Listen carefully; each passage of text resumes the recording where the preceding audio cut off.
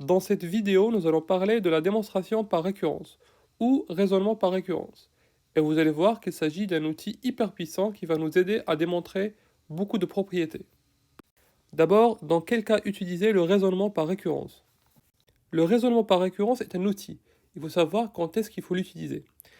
Imaginons maintenant qu'on a une propriété Pn. Donc Pn est une propriété qui dépend d'un entier naturel n, donc n appartenant à l'ensemble des entiers naturels. Pn peut être une égalité, par exemple la somme des cas de k égale à 0 jusqu'à n égale à n facteur de n plus 1 divisé par 2, ou ça peut être une inégalité, par exemple n factoriel supérieur ou égal à 2 à la puissance n-1. D'ailleurs, n factoriel, c'est juste le produit de 1 jusqu'à n. Donc 1 fois 2 fois 3 et on continue jusqu'à n. Le but du jeu maintenant, c'est de démontrer que la propriété Pn est vraie pour tous les entiers naturels, ou pour une partie des entiers naturels. On veut montrer par exemple que cette égalité est vraie pour tous les entiers naturels n. N appartenant à n, donc l'ensemble des entiers naturels. Et on veut montrer que cette inégalité, elle est vraie pour tous les entiers naturels n strictement supérieurs à 0. Donc n strictement supérieur à 0. Maintenant, je pense que vous l'avez compris, on utilise la démonstration par récurrence si on veut montrer qu'une égalité ou une inégalité est vraie pour tout entier naturel, donc n appartenant à l'ensemble des entiers naturels, ou pour une partie des entiers naturels. Donc dans ce cas, par exemple précis, n strictement supérieur à 0. Mais on peut par exemple essayer de démontrer une propriété pour n strictement supérieur à 3 ou n strictement supérieur à 10, ça dépend de l'exercice. Regardons à présent comment le raisonnement par récurrence fonctionne. Ce paragraphe est très important pour comprendre l'idée derrière ce théorème. Pour cela, on va considérer l'exemple suivant. Donc supposons qu'on veut montrer qu'une propriété Pn, donc Pn ça peut être une égalité ou une inégalité qui dépend de n, petit n, est vraie pour tout entier naturel. Donc la méthode la plus naïve consiste à vérifier que P0 est vrai, P1 est vrai, P2 est vrai, et on continue jusqu'à l'infini. Il faut vérifier que les propriétés P sont vraies pour tous les entiers naturels n. Vous l'avez compris, cela est impossible. Toute notre vie ne sera pas suffisante pour montrer que la propriété P est vraie pour tous les entiers naturels. C'est là où la récurrence entre en jeu, parce que ça va nous permettre de pouvoir montrer qu'une propriété est vraie pour tous les entiers naturels. Maintenant qu'on a vu que la première méthode est impossible, intéressons-nous à la récurrence. Comment ça fonctionne? Essayons maintenant de représenter les propriétés sur un axe. D'accord? Donc là, on a la première propriété, la propriété 0, la propriété 1, la propriété 2, et on continue jusqu'à la propriété n, donc n quelconque, la propriété n plus 1, et on continue jusqu'à l'infini. Et essayons de montrer par récurrence que toutes ces propriétés sont vraies. Le raisonnement par récurrence se fait en 3 étapes. D'abord, on commence par l'initialisation. Donc dans cette étape, on s'assure que la première propriété est vraie. Généralement, cette étape est très simple et triviale, cependant, faites attention à ne pas l'oublier. Supposons maintenant qu'on ait passé cette étape et qu'on a montré que la première propriété est vraie. On passe alors à la deuxième étape qui s'appelle hérédité. C'est l'étape la plus importante du raisonnement. Dans cette étape, on essaie de s'assurer que si la propriété est vraie pour n, alors elle est vraie pour n plus 1. C'est pour cela qu'on l'appelle hérédité. Si la propriété est vraie pour un n, alors elle est vraie pour le suivant. Supposons maintenant qu'on a montré l'hérédité, donc on a montré que si Pn est vrai, alors Pn plus 1 est vrai. On arrive alors à la conclusion, l'étape la plus simple de la récurrence. Donc qu'est-ce qu'on a montré? On a montré que P0 est vrai, d'accord? Elle est là. Et on a montré que si la propriété est vraie pour un n, alors elle est vraie pour le suivant. Donc on a montré, c'est ça l'hérédité. Donc si n est vrai, si la propriété est vraie pour un rang n, alors elle est vraie pour le suivant. Maintenant, quand P0 est vrai, alors P1 est vrai, parce qu'on a montré l'hérédité. P1 est vrai. Pareil, quand P1 est vrai, alors P2 est vrai. Et on continue jusqu'à n, donc Pn est vrai, Pn plus 1 est vrai, et on continue jusqu'à la fin.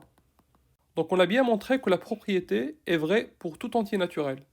Donc vous voyez maintenant l'importance de la récurrence, et nous a permis de montrer qu'une propriété P est vraie pour tout entier naturel. Je vous propose ici de faire une démonstration par récurrence. Alors, démontrez que quel que soit n supérieur ou égal à 1. D'ailleurs, ce symbole veut dire pour tout. Donc pour tout n supérieur ou égal à 1, montrez que la somme des cas de k égale à 1 jusqu'à n. Pour ceux qui ne sont pas familiers avec le symbole sigma, donc sigma de k allant de 1 jusqu'à n, on remplace juste le paramètre k par des valeurs allant de 1 jusqu'à n. Donc si on remplace k par 1, on va trouver 1, plus 2, plus 3 jusqu'à n. Donc sigma, ça veut dire la somme. Et toujours, on précise une valeur initiale, 1, et une valeur finale, n. Fermons cette parenthèse. Donc on veut montrer que sigma de k allant de 1 jusqu'à n, égale à n facteur de n plus 1 sur 2. Maintenant, est-ce qu'on peut envisager un raisonnement par récurrence? La réponse est oui, parce qu'on veut montrer que cette propriété, donc cette égalité, elle est vraie pour tous les entiers naturels n supérieurs ou égal à 1. Alors je déplace la définition de sigma ici, et on note cette égalité par Pn, donc une propriété qui dépend de n. On attaque maintenant la rédaction. Donc la première étape est l'initialisation, dans laquelle on vérifie que la propriété Pn, donc cette égalité Pn, est vraie au premier rang, qui est 1. Donc parce qu'on veut montrer que la propriété est vraie pour n'importe quel entier naturel supérieur ou égal à 1. Donc il faut montrer que P1 est vrai. Donc on a la propriété P1. On veut montrer que cette somme égale à n facteur de n plus 1 sur 2 pour n égale à 1. Donc la somme de k égale à 1 jusqu'à n égale à 1 de k égale 1.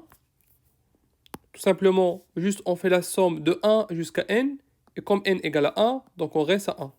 La deuxième partie de l'égalité, c'est n facteur de n plus 1 sur 2. On a n facteur de n plus 1 sur 2 égale, donc on remplace petit n par 1. 1 facteur de 1 plus 1 divisé par 2 égale à 1 multiplié par 2 divisé par 2 égale à 1. Donc la propriété P1 est vraie, parce qu'on a montré que la somme égale à 1, mais aussi n facteur de n plus 1 sur 2 égale à 1.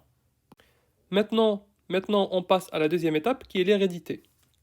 On annonce maintenant la stratégie, donc on suppose que la propriété P est vraie pour un n quelconque, donc Pn est vrai, c'est-à-dire que la somme de 1 jusqu'à n égale à n facteur de n plus 1 sur 2, donc on suppose que cette propriété est vraie pour un n quelconque, et montrons que Pn plus 1 est vrai. Donc montrons que la propriété est vraie pour n plus 1.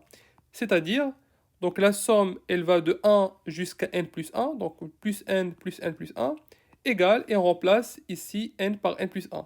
Donc n plus 1 plus 1, ça veut dire n plus 2 divisé par 2. Donc je récapitule. Donc il faut bien poser l'hypothèse de récurrence. Donc ce qu'on a supposé, donc Pn, 1 plus 2 jusqu'à n égale à n facteur de n plus 1 sur 2. Donc ça c'est notre hypothèse. Et il faut montrer cette implication. Donc l'objectif, c'est il faut montrer que Pn plus 1 est vrai. Donc la somme allant de 1 jusqu'à n plus 1 égale à n plus 1 facteur de n plus 2 sur 2. Donc il faut bien poser votre hypothèse de récurrence, mais aussi votre objectif pour savoir où vous voulez arriver. On commence la démonstration. Donc on a 1 plus 2 jusqu'à n plus 1 égale, donc on divise cette somme en deux parties. Donc la première partie allant de 1 jusqu'à n plus n plus 1. Égale, donc on remplace 1 plus 2 jusqu'à n par sa valeur, parce qu'on a supposé que Pn est vrai. On écrit n facteur de n plus 1 divisé par 2, plus n plus 1. Mais ici, il faut montrer au correcteur qu'on a utilisé la propriété Pn. On peut écrire entre parenthèses comme Pn est vrai. Parce qu'on a utilisé cette propriété. Donc on a remplacé de 1 jusqu'à n par n facteur de n plus 1 sur 2. Donc ici. Donc on continue. Donc on a n facteur de n plus 1. Donc on met le tout sur 2. Donc ici on multiplie par 2. 2 facteur de n plus 1. Et maintenant on factorise par n plus 1. On trouve n plus 1 facteur de n plus 2. Divisé par 2. Donc Pn plus 1 est vrai. Parce que rappelez-vous que notre objectif, c'était de montrer que la somme allant de 1 jusqu'à n plus 1 égale à n plus 1 facteur de n plus 2 sur 2. Et c'était ça ce qu'on a montré. Donc la somme égale à n plus 1 facteur de n plus 2 sur 2, en utilisant l'hypothèse de récurrence. Donc l'étape de l'hérédité est conclue, parce que je viens de montrer que si Pn est vrai, alors Pn plus 1 est vrai. Donc comme on a expliqué tout à l'heure, le raisonnement par récurrence se fait en 3 étapes. La dernière, c'est la conclusion. Donc par récurrence, on a démontré que quel que soit n supérieur ou égal à 1, Pn est vrai, parce qu'on a l'initialisation et l'hérédité. Ce qui veut dire que quel que soit n supérieur à 1, la somme allant de 1 jusqu'à n égale à n facteur de n plus 1 sur 2. Maintenant, vous voyez que grâce à la récurrence, on a pu montrer que la somme allant de 1 jusqu'à n égale à n facteur de n plus 1 sur 2, pour n'importe quel n. Imaginez n très grand, par exemple 1 million, ou 1 milliard. Le temps de calcul sera énorme. Calculer la somme allant de 1 jusqu'à 1 milliard va prendre beaucoup de temps, parce qu'il faut rajouter 1 à 2, après 2 à 3, jusqu'à 1 milliard. Donc il faut faire à peu près 1 milliard moins 1 opérations. Alors grâce à cette formule, on peut calculer cette somme instantanément.